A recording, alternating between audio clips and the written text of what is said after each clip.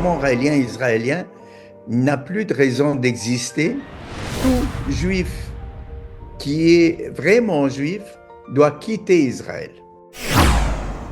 Comment peut-on se sentir juif quand tu trahis les commandements qui sont la base du judaïsme?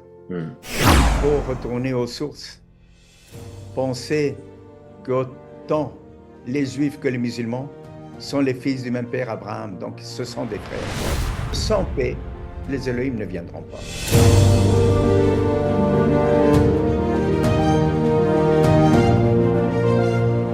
Bonjour à toutes, bonjour à tous et bienvenue dans cette édition spéciale aujourd'hui avec Léon Mellul. Vous qui êtes abonné de cette chaîne YouTube, vous le connaissez bien de par toutes les vidéos qu'il a produites. Et puis pour vous qui venez peut-être pour la première fois, écoutez, Léon est un guide raélien, il est grand rabbin du mouvement et puis porte-parole de Raël auprès des communautés juives et musulmanes. Alors de quoi on va parler aujourd'hui? On va parler de la dissolution de la branche israélienne du mouvement raélien et de la création du mouvement raélien palestinien. On va parler également de la mission, un rappel de la mission principale du mouvement qui est de construire cette ambassade, de construire l'ambassade des Elohim, le troisième temple, tant attendu en particulier en terre palestinienne. Donc on va parler de tout ça. N'hésitez pas à mettre des commentaires, à nous poser vos questions, à liker et on vous souhaite une très belle séquence.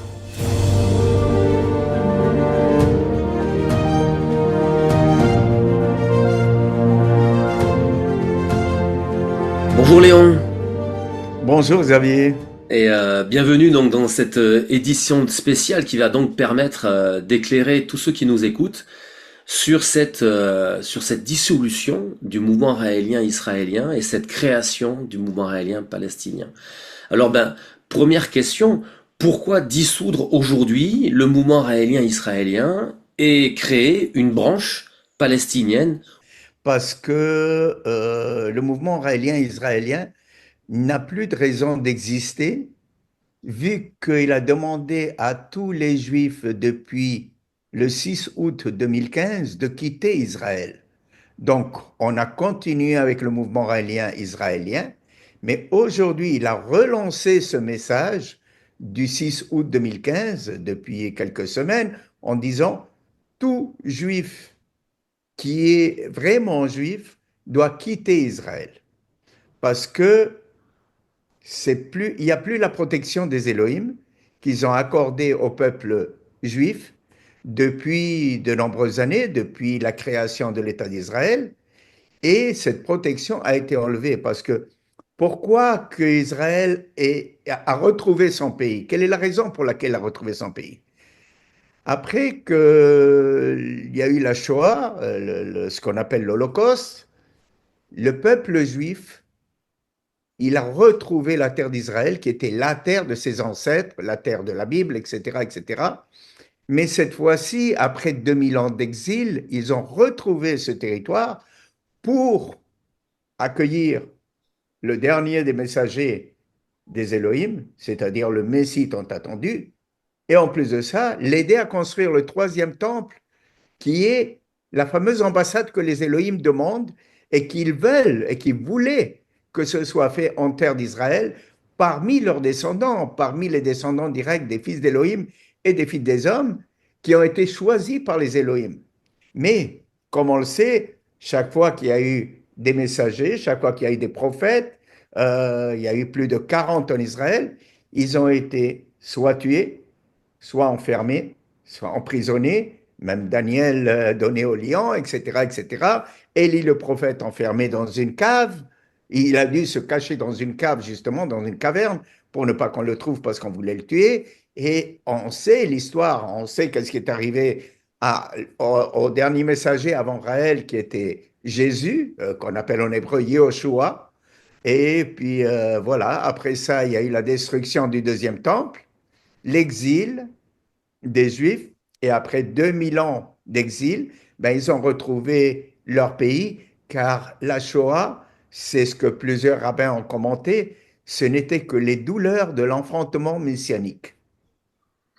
Et Et c'est c'est ça la véritable raison pour laquelle il est dit dans les messages que les Elohim ont donnés à Raël, je ferai venir du nord, du sud, de l'est et de l'ouest à la terre que j'ai donnée à leurs ancêtres pour une raison bien spécifique. Mais ça fait des années qu'on demande à tous les gouvernements israéliens le terrain pour la construction de l'ambassade, la demande d'Israël, la demande des Elohim, à tous les gouvernements, à tous les chefs d'État, à toutes les personnes influentes, et ils nous ont jamais répondu, à part Yitzhak Rabin, dont sa secrétaire m'a gentiment répondu que c'était que j'ai rencontré personnellement et que sa secrétaire m'a répondu, je ne peux pas accéder à votre demande.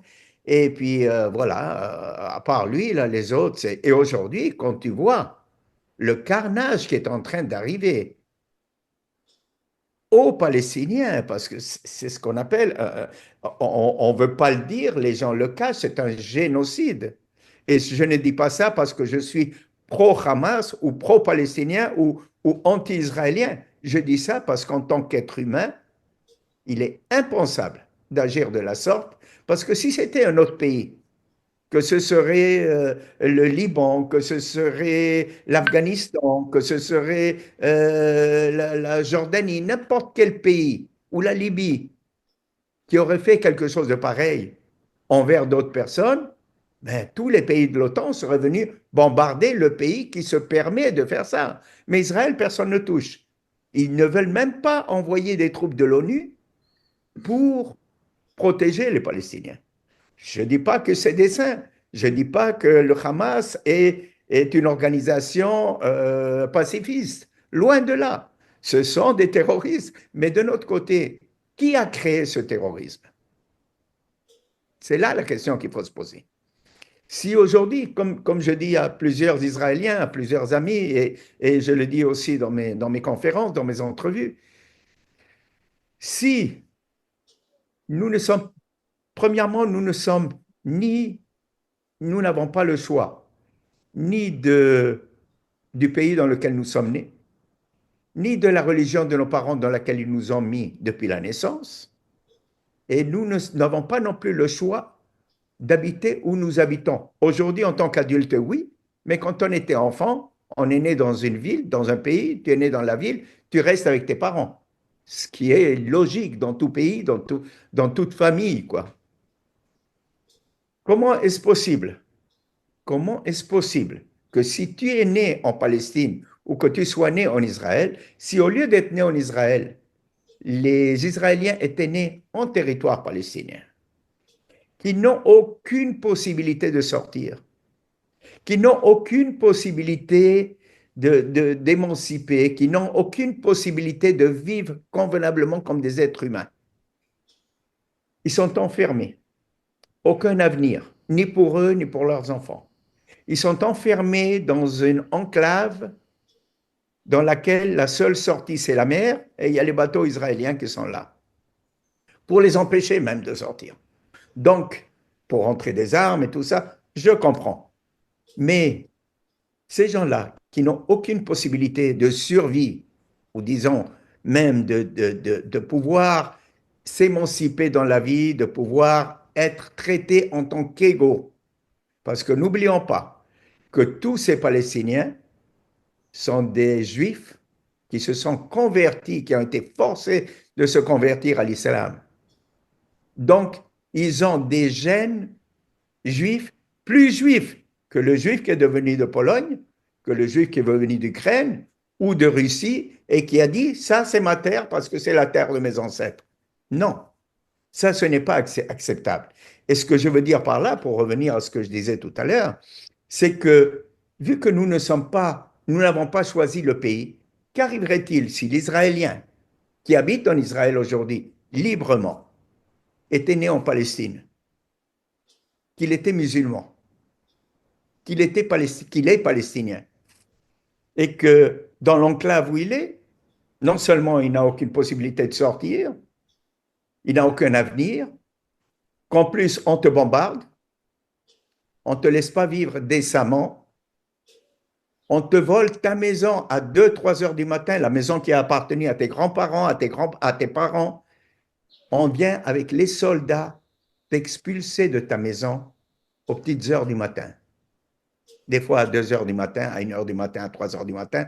tout le monde dehors, les colons viennent prendre leur maison. Et facilement, ils ont grugé les terres des Palestiniens, ce qui est inconcevable, ce qui est inadmissible pour n'importe quel être humain. Et je ne parle pas d'être juif, je ne parle pas d'être musulman, je ne parle de rien de ça. En tant qu'être humain, c'est inacceptable de faire ça.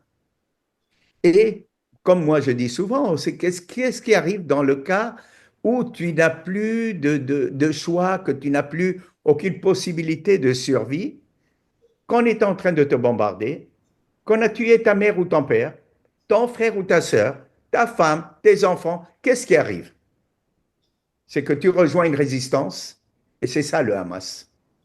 Cette résistance qui a fait qu'aujourd'hui, je pense et je me dis, est-ce que c'est les Palestiniens qui ont créé le Hamas ou c'est l'État d'Israël qui a forcé les Palestiniens à créer une branche terroriste, je dis bien, pour se défendre et pour sortir de là? Le vrai juif, il respecte les tables de la loi. Hmm. Les Elohim ont donné à Moïse, pas nécessairement sur le mont Sinaï, mais ailleurs, mais on pourra en discuter de ça. Dans ces commandements, il est dit, tu ne voleras pas, Hmm. tu ne tueras point, le sixième commandement. Alors, comment peut-on se sentir juif quand tu trahis les commandements qui sont la base du judaïsme? Hmm. Et c'est la raison pour laquelle les juifs orthodoxes, les juifs de Neturei Karta qui sont à New York et même en Israël à Mea Shearim, ces gens-là, ben, ils sont contre l'État d'Israël, ils sont contre le sionisme, parce qu'ils disent tant que le Messie ne viendra pas, c'est-à-dire qu'il ne sera pas accepté parce qu'il est déjà parmi nous, et qu'ils ne veulent pas le reconnaître parce qu'ils s'imaginent un autre Messie que celui qui a été envoyé par les Elohim. Tant qu'il n'y a pas eu ça, l'État d'Israël ne doit pas exister selon les religieux et selon le vrai dîn qui est la religion juive, selon les Écritures. Et donc, puisque le Messie Ah, est ben, attendu et réel, qui n'a pas encore été, il n'a pas été reconnu en Israël, avec après tous les refus de demande d'ambassade en Israël, tu parlais de la protection qui avait été faite par les Elohim sur Israël qui a été levée. Donc aujourd'hui, c'est tout cela, et en plus donc cette attitude du gouvernement israélien, de l'armée israélienne sur le peuple palestinien, tout ça fait que aujourd'hui, le mouvement israélien n'existe plus. Il a été dissous. C'est ça. exact.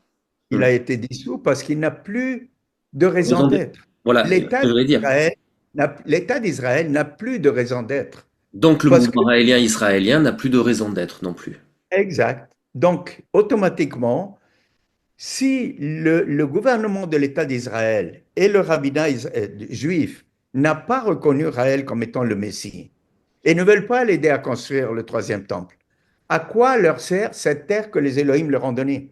Ils Hmm. n'ont plus le droit, logiquement. Hmm. Donc, s'ils n'ont plus le droit, il va y avoir une autre diaspora et ils vont se trouver encore une fois exilés. Parce Mais que cette cette fois, il est décision, dit dans l'État ouais, des tu vois, Élohim pour longtemps. Mm.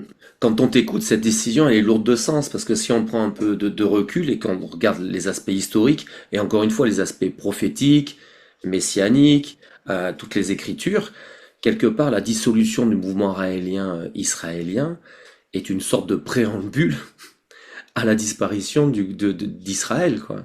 Est-ce qu'il, est-ce qu'il y a un point est-ce qu'il y aura un point de retour? Est-ce qu'aujourd'hui, il peut se passer des choses qui fait que demain, le mouvement israélien peut à nouveau être recréé? Ou c'est trop tard, c'est fini?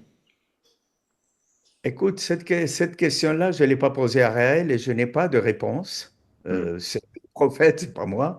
Ouais. Normalement, d'après ce qui est écrit dans les messages, le gouvernement de l'État d'Israël doit reconnaître le dernier messager des Elohim et doit donner un terrain pour la construction de cette ambassade. Là, ça n'a pas été fait. Ça Et n'a pas été. Hmm. Et on arrive Si au ça bout n'a du pas été processus. fait, Il y a ah un ben, point, et je me permets de te couper, il y a un point qui est important, c'est de dire aussi à ceux qui nous écoutent que les écrits disent aussi que il y a des générations qui ne passeront pas sans que tout soit accompli. C'est-à-dire que, on est d'accord hein, par rapport aux écrits, par rapport aux prophéties, on arrive à terme là. C'est ça, on est d'accord aussi, hein. Il Il y a pas va de compte à à rebours. terme, il tombe dans les temps messianiques, Mm, et il est dit dans les messages que les Élohim ont donnés à Raël le 13 décembre 1973, il est dit clairement, l'État d'Israël doit donner un territoire pour construire cette ambassade, ce troisième temple, et reconnaître, aider le dernier messager des Élohim à construire ce temple. Maintenant, s'il n'y a pas de, s'ils l'aident pas et s'ils ne veulent pas écouter, comme ils n'ont jamais écouté les prophètes, c'est pourquoi fini. que l'État d'Israël devrait garder ce territoire?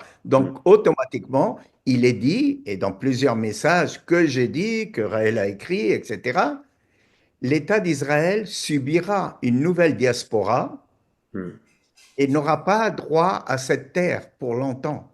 Donc, si l'État d'Israël ne reconnaît pas Raël, s'il ne lui donne pas ce territoire demandé par les Élohim, par, ils sont le peuple du livre. Il y a des preuves comme quoi les Élohim sont une civilisation bien plus avancée que la nôtre, qui nous ont créés et qui sont venus sur terre. Et c'est eux dont nous, peuple juif, sommes les descendants directs. Mais ça n'empêche pas que les Palestiniens aussi sont des descendants directs des fils d'Élohim et des fils des hommes, mm. puisqu'ils étaient dans le territoire. Alors, c'est ça qu'il faut voir aujourd'hui. C'est que ces gens-là ont plus de droits que ceux qui ont arrivé des pays d'Europe de l'Est et qui ont envahi certains d'Israël en repoussant chaque fois plus les Palestiniens qui habitaient là, en les acculant dans un coin, en les tuant, en les martyrisant et en faisant tout ce qu'il ne fallait pas pour que, à un certain moment, on soit arrivé là. Et moi, je dis une chose, ils te disent, ben, moi, j'ai eu plusieurs entrevues, plusieurs conférences, comme tu sais, et je dis une chose qui est bien importante, parce que les gens, ils te disent, oui, mais Raël a le symbole nazi dans son symbole. Mais moi, je dis une chose, est-ce que selon vous, Raël est une personne intelligente ou c'est un idiot? Et non, c'est une personne très intelligente. Alors, est-ce qu'une personne intelligente aurait porté ce symbole-là, qui peut paraître choquant pour les Juifs, et demander un terrain pour construire une ambassade ou le troisième temple près de Jérusalem? Ça n'a pas de logique. Mm. Si son message était faux et qu'il n'avait pas reçu le message des Elohim et ce n'était pas le symbole des Elohim qui est le symbole de l'infini, est-ce qu'un homme sensé se serait présenté avec ce symbole plutôt qu'avec l'étoile de David tout court et demander un terrain pour construire le troisième temple? Alors aujourd'hui, cette ambassade, on le sait, ça fait plusieurs années, des demandes se font, et il y a la possibilité maintenant de la construire dans n'importe quel endroit du monde, et plus en Israël, hein. Donc ça date déjà de plus d'une dizaine d'années. Euh, Par rapport à tout cela, aujourd'hui, le mouvement raélien palestinien, parlons-en donc du mouvement raélien palestinien, ça y est, il a été créé, t'as déjà, comment, Écoute, on est en train, toi, on a des, tu es le responsable du mouvement raélien palestinien, on est d'accord, hein, tu l'es. je me suis trouvé avec un chapeau de plus sur la tête, mais bon, Voilà. c'est un petit peu mission impossible, si on peut l'appeler ainsi, parce que on le sait, en Israël, tu peux dire que les Elohim sont une civilisation extraterrestre et tu ne risques rien. Tu dis ça C'est vrai. dans un pays musulman, ben, tu vas Oui. subir les conséquences, Hmm. parce que c'est Allah, Mohammed, et c'est tout. Et celui qui dit le contraire, ben, on se charge de lui, quoi. Et donc aujourd'hui, ce mouvement raélien palestinien, il est composé de personnes. Il est basé à, enfin, il est à Gaza, il est en Cisjordanie. Quelle est sa mission maintenant, du coup?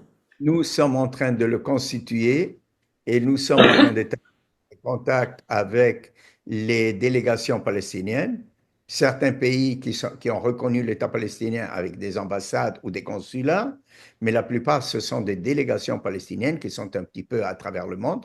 Et justement, nous sommes en train de préparer sa constitution, son, son état d'être du mouvement raélien palestinien. Et bien sûr, ce n'est pas chose facile, comme je dis, parce que dès que tu dis que les Elohim sont une civilisation plus avancée que la nôtre venue de l'espace, il y a plus de 25 millions qui nous ont créés à leur image, mais là, tu rentres dans un conflit de religion. Et il y a du fanatisme là-dedans. Il y a du fanatisme autant chez les juifs que chez les musulmans, que chez les catholiques ou chez les bouddhistes ou que d'autres.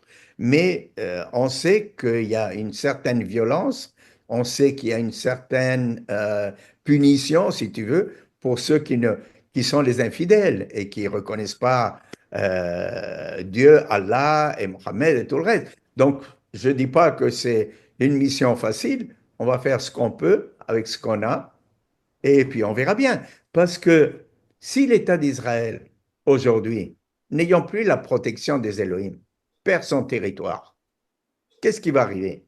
C'est que cet État-là, cette terre d'Israël, va devenir la Palestine, encore une fois. Et à ce moment-là, il est fort probable que le mouvement raélien palestinien fasse des demandes pour obtenir un terrain près de Jérusalem pour la construction de ce troisième temple dans lequel les Elohim viendront avec tous les prophètes, comme on le sait, tels que Moïse, Bouddha, Jésus, Mahomet et bien d'autres. Mais je ne dis pas que ça va être quelque chose de facile, quoi. Oui, bien sûr. C'est Hmm. très complexe et très compliqué. Et puis, il faut choisir les mots, etc. Trouver des journalistes, trouver un avocat qui vient nous représenter, qui veut situer le mouvement raélien palestinien, etc., etc. Donc, c'est ça qu'il faut là. Aujourd'hui, on est pris un petit peu, ça a été une décision très rapide. Et c'est Mais récent, ça date du 4 août, hein. oui, Hein, c'est du 4. oui, ça date du 4 août. Et Est-ce qu'il y a eu puis, des réactions depuis ou pas? Ou t'as eu des... non, on a envoyé des communiqués, on a envoyé tout ça, mais il n'y a pas de réaction. C'est sûr que les Israéliens le vivent très mal, surtout les Raéliens israéliens, Ouais. parce que, bon, pour eux, ils se disent, mais comment qu'on va dire, nous, à nos membres, que le mouvement raélien n'existe plus? Ben, normalement, il ne devrait même plus y avoir de Raéliens en Israël, puisque Raël, depuis 2015, leur a demandé de sortir d'Israël et demande à tout juif qui est véritablement juif de sortir de l'État d'Israël avant qu'il y ait une catastrophe, quoi. Parce que si les Elohim enlèvent leur protection, Israël peut, malgré toute son armée, malgré toutes ses bombes, malgré tout ce que tu veux, malgré son organisation militaire, malgré ses services de renseignement, il peut se faire bouffer, carrément. Et c'est sûr, les gens qui m'écoutent, ils vont dire, celui-là, il est fou. Nous avons la meilleure armée, nous avons les meilleurs services de renseignement. Oui, mais n'oublions pas que ceux qui ont aidé Israël en 67 à gagner la guerre des 6 jours, c'était par les Elohim. C'était les Elohim.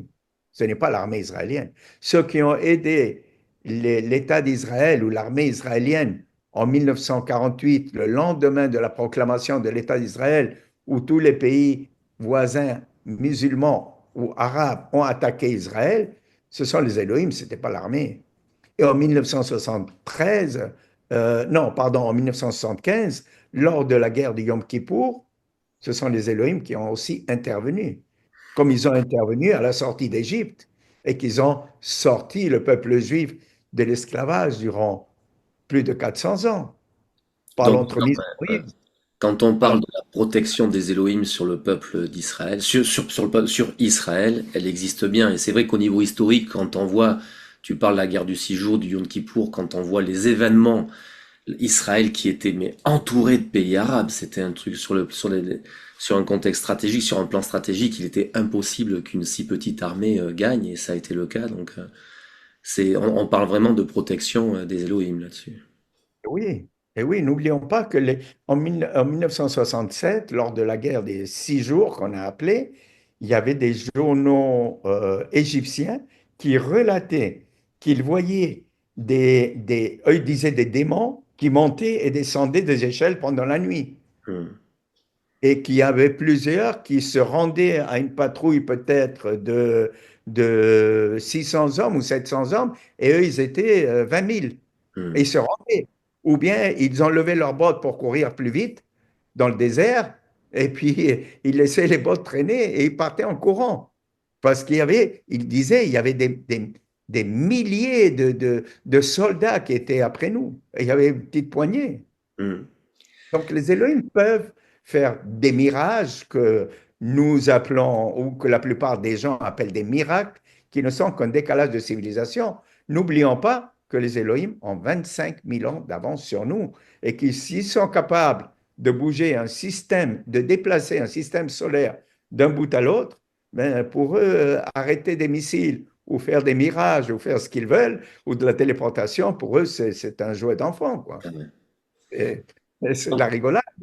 Donc pour ceux qui nous écoutent en fait aujourd'hui, avec cette décision, aujourd'hui l'ambassade ne se fera plus en terre, enfin elle pourra encore se faire. Il y a encore des possibilités qu'elle se fasse sur cette terre, mais pas tant que Israël existe en fait quoi. C'est ça, hein, Il faut dire quelque chose et qui est, que Raël a dit plusieurs fois, quand un pays décidera d'accorder le terrain pour construire l'ambassade des Elohim, ou ce troisième temple, comme on peut l'appeler, il y aura toujours il y aura toujours une demande qui se fera à Israël qui auront le dernier mot. Et cette demande sera très courte. Je pense que c'est quinzaine de jours pour prendre une décision. Ah ok, Israël refuse, cette ambassade se fera ailleurs et bien sûr, Israël sera perdu à jamais. ok. Hmm. Ben, il y a pas mal de Comme cette. tu sais, Xavier, on a tout fait. J'ai même tout quitté pour partir en Israël durant 18 ans. Hmm. J'ai fait tout ce qu'il fallait faire pour non seulement structurer le mouvement raélien en Israël, contacter tous les gouvernements, faire tout ce qu'il fallait, et puis ça n'a rien donné. Enfin, où ça a donné, mais comme les Elohim et Yahvé même a dit, mon peuple est le peuple à la nuque raide. Ça veut dire que malgré tous les coups qu'ils ont reçus, malgré toutes les diasporas qu'ils ont eues, malgré tous les prophètes qui leur ont été envoyés qui n'ont jamais écouté, malgré tous les prophètes qu'ils ont tués, malgré tous les prophètes qu'ils ont enfermés, les Elohim continuent à leur envoyer un messager. Les Elohim ont envoyé leur dernier messager qui était Jésus, et aujourd'hui, ils ont envoyé le Messie qui est Raël, qui est le dernier messager des Elohim. Alors, écoute, tu veux bien, et comme Raël l'a dit dans une de ses vidéos, et ce serait bien peut-être que tu la montres, je suis là pour sauver le peuple d'Israël. Hmm. Je suis là pour sauver le peuple juif. Mais tu ne peux pas sauver quelqu'un qui ne veut pas être sauvé. Tu as beau amener un cheval pour qu'il boive dans la rivière ou dans un ruisseau, mais s'il ne veut pas boire, tu ne peux pas l'obliger. Pour ça qu'ils sont le peuple à la nuque raide et pour que Yahvé ils disent mon peuple est le peuple à la nuque raide, ça veut dire que malgré tous les coups qu'ils ont reçus, ils ne baissent pas l'échine, ils ne baissent pas la tête parce qu'ils ont le cou raide. Ils croient aux Elohim, ils croient aux Elohim, ils prient les Elohim plutôt. Ils ne croient pas aux Elohim, ils prient les Elohim sans savoir qui ils sont. Et ils prient de tout leur cœur et ils font des jeûnes et tout ce que tu veux. Ils Et respectent ce qu'il y a dans les commandements et tout le reste. Mais ils ne reconnaissent pas les Elohim en tant que des êtres qui sont venus d'une civilisation plus avancée que la nôtre. Et j'ai toutes les preuves pour le prouver, et je l'ai prouvé dans des centaines de conférences que j'ai déjà données. c'est ce que j'allais Et dire. Et tout ceci, malgré tous les efforts que toi et tes équipes avaient déployés ces 30 dernières années. j'ai annoncé le Messie au mur de lamentation, comme tu le sais, et comme on l'a vu dans les vidéos. Et puis, malgré tout ça, ben, après ça, je suis parti habiter en Israël en 1998 Ouais, et je suis resté en Israël 18 ans. c'est ça, 18 ans.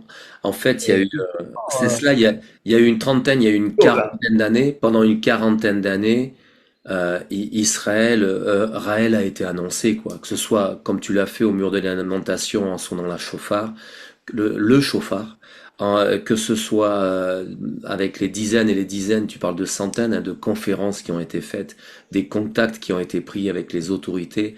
On peut pas dire que le message n'a pas été passé, que Raël n'a pas été annoncé et bien annoncé sur place. Et c'est fou, hein, pour ceux qui nous écoutent, ils peuvent pas, on ne peut pas ne pas y penser. Raël, Israël, quoi. Hein, le dernier prophète qui s'appelle Raël, le pays Israël. C'est, Bien sûr. il y a tellement de signes, tellement de choses qui sont évidentes. Mais bon, c'est ainsi. L'histoire n'est pas finie, hein, parce qu'on ne peut pas juger une histoire tant qu'elle n'est pas finie. Elle n'est pas Ah finie. non, non, il n'est pas Et fini et j'espère que ça va tourner dans le bon sens et qu'Israël, quand un autre pays aura accepté de donner le territoire pour construire cette ambassade, ce troisième temple, que ouais, ce troisième temple se fasse en Israël. mm, Parce que veulent les Juifs religieux? Ils veulent faire sauter la mosquée d'Al-Aqsa, mm, ou celle qu'on appelle le Dôme du Rocher, qui ouais, se trouve dans l'enceinte d'Al-Aqsa, mm, pour construire le troisième temple, là où le premier et le deuxième furent construits. et oui, mm, Mais c'est pas ça du tout. C'est pas ça du tout. Et il y a d'autres qui te disent, ben, le troisième temple descendra du ciel. mm. Alors, s'il descend du ciel, qu'est-ce que ça peut être? Est-ce qu'il se peut que l'ambassade soit un engin spatial dans lequel les Elohim arrivent? Je ne Mm. sais pas. Je ne peux pas me prononcer là-dessus. Je ne sais pas. Mais c'est une possibilité aussi. Et ce que je disais, ouais, il y a de nombreuses vidéos et ceux qui nous écoutent, hein, qui découvrent tout cela pour la première fois ou alors qui aimeraient en savoir plus, on vous renvoie sur toutes les interviews que Léon a faites sur cette chaîne, hein, Troisième Temple, où il y a beaucoup d'éléments. En guise de conclusion, Léon, qu'est-ce que t'aimerais, si tu avais un message à donner à l'humanité par rapport à tout cela, quoi? Quel serait ce message? Un message que je pourrais donner, c'est qu'il faut retourner aux sources.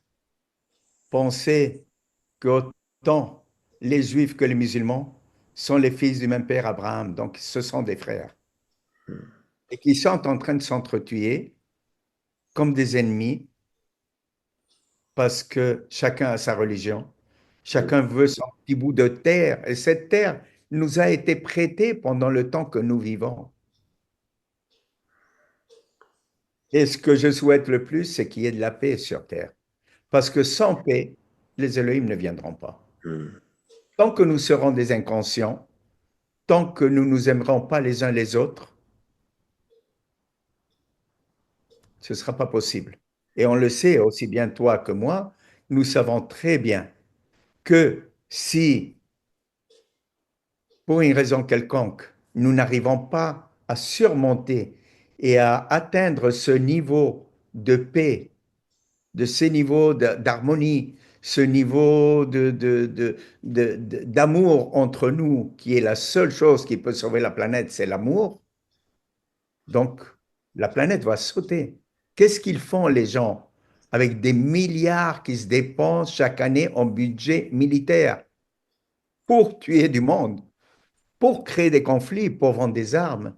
Imagine si cet argent-là était utilisé au bien-être de la population mondiale, si cet argent-là a été fait pour la science, pour la technologie et pour s'aider les uns les autres afin qu'on vive tous ensemble, unis, en paix et en harmonie, car chacun de nous sommes une cellule de ce grand corps qu'est l'humanité.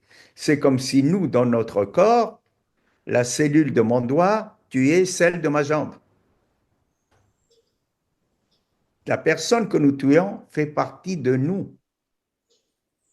Et aucune cause, même pour sauver toute l'humanité, ne vaut pas la mort d'un seul individu. S'il fallait tuer un seul individu pour sauver toute l'humanité, il ne faudrait pas le faire. Et il y a même plus que ça. C'est qu'autant dans les messages que les Elohim ont donnés à Raël et que Raël lui-même a dit, si jamais je vous demande de faire quelque chose contre vos consciences, ou même si les Elohim vous le demandent, faites, ne le faites pas. Car celui qui appuie sur la gâchette est aussi responsable que celui qui a donné d'ordre. Donc, utilisons notre conscience, notre supraconscience, et comme tu sais, dans notre site raël.org, il y a un message de paix, d'amour, de fraternité qui est destiné à tout être humain, afin que nous puissions vivre comme des frères. et atteindre cet âge-là dans lequel nous pourrons accueillir les Elohim et nous pourrons accueillir d'autres civilisations de l'espace à travers les Elohim qui sont nos pères de l'espace. Et si nous n'arrivons pas, ben, nous allons sauter. Ce serait dommage. Ce serait vraiment dommage. Car nous sommes l'œuvre des Elohim, qui est une chaîne de création de la vie à travers l'univers, comme eux, ils ont été créés par d'autres, etc., etc. Et que nous, un jour, nous sommes supposés de créer la vie sur une autre planète. Ce serait malheureux qu'on s'autodétruise parce que nous sommes dans un monde de paraître, d'avoir, plutôt que d'être et d'aimer. Et comme tu sais, nos livres dans ce message qui est donné à toute l'humanité, que tout le monde peut télécharger gratuitement sur notre site raël.org, c'est gratuit. Lisez-le. Ce message est pour vous. Et après que vous l'ayez lu, posez-vous tout simplement une question, parce qu'il n'y en a pas 36, il y en a juste une. Et si c'était vrai? Et si c'était vrai? Paix et amour sur la terre. Shalom, salam, peace and love for everyone. Ben, merci Léon, merci pour ces éclairages sur cette actualité qui c'est sûr, pose questionnement et j'espère que Léon a pu répondre aux nombreuses questions que vous vous posez, qui a fait que votre curiosité vous a amené sur ce podcast, sur cette interview. Merci beaucoup Léon. L'aventure continue, on vit une époque formidable et c'est vraiment l'histoire s'écrit sous nos yeux, quoi. Donc Nous merci beaucoup vivons, Léon. Xavier, nous vivons la plus belle époque de l'histoire de l'humanité, car nous avons vu la vie de nos parents, nous avons vécu une jeunesse formidable, et aujourd'hui nous sommes dans une avancée scientifique, technologique et tout le reste. Et il est écrit dans le message des Elohim, il y a quelque chose pour les gens de ma génération, je parle. Cette génération ne passera pas avant que tout ne soit révélé.